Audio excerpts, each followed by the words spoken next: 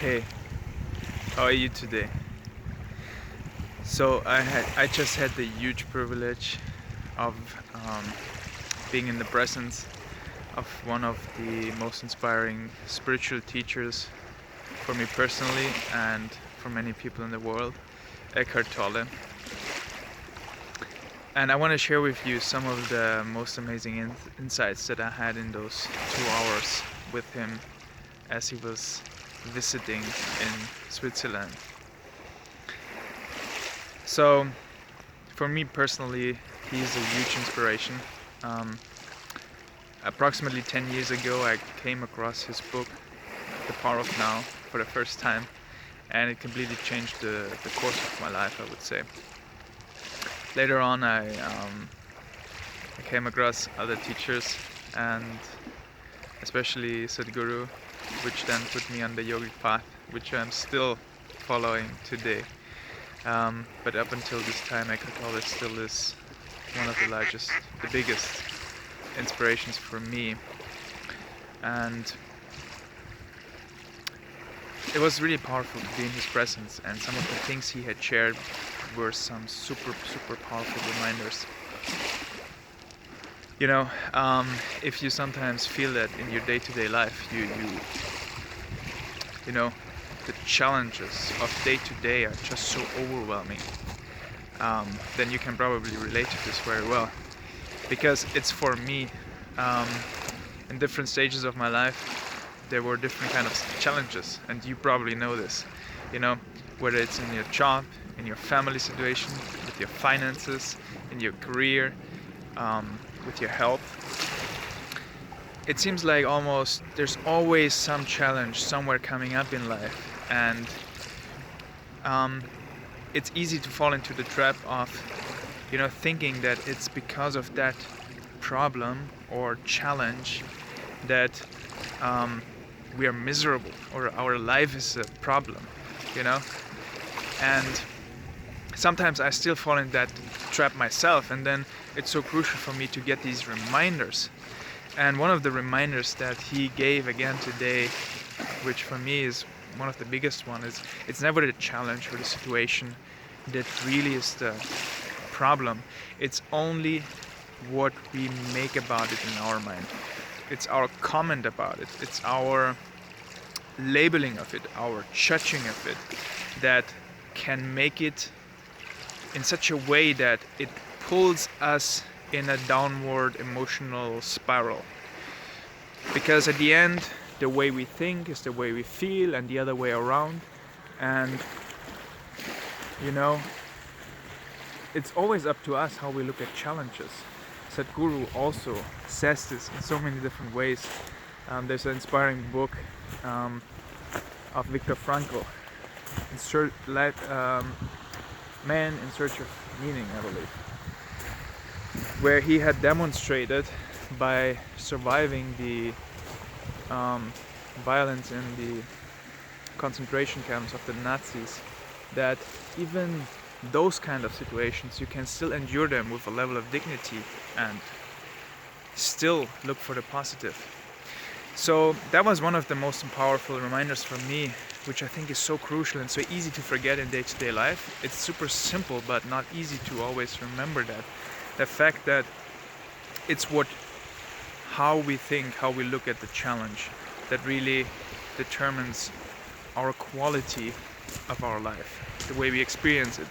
If we look at a challenge and say, hey, this challenge, and this is, by the way, the second thing he said, is, you know, there will always be challenges in our life. Even for him, there's always situations, challenges, so many.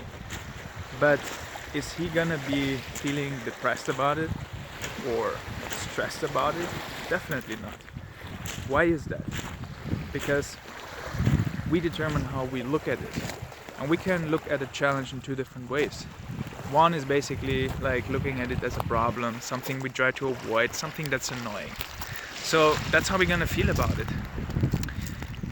The other thing is that we realize challenges are there. Many times in life presents us a challenge because it helps us to grow. It really helps us to go deeper and get closer to our true inner being. So in that way, every challenge can become a gift. It can become a stepping stone for our growth. And that leads me to the next point, which is everything in life. That's what he's saying today. Everything, every situation in life, everything is secondary. You know, our problems, our issues, whether they're big or small, money issues, health issues, they could be severe, but at the end they are secondary. And secondary to what, you might be asking? Secondary to our inner, secondary to our quest, our search for our true inner self. Because that's truly what matters. You know, he was making this reference to the fact that our life is just like the physical aspect of life. It's just like a short, impermanent thing. It comes up, it seems long, maybe 80 years if you're lucky, 100 years. But in the grander scheme of things, it's really nothing, you know. It's like we're a pop-up, we're like a fart in the universe. And keeping that in mind, that then what really matters is, are we able to use this time to explore our inner dimension, to explore and maybe experience what masters of all time have called, you know, the true inner nature, the soul, whatever it is, the source of everything, God, whatever label we want to put on it. So that's like ultimately what we're aspiring to, whether we are aware of it or not, and everything else is secondary to that.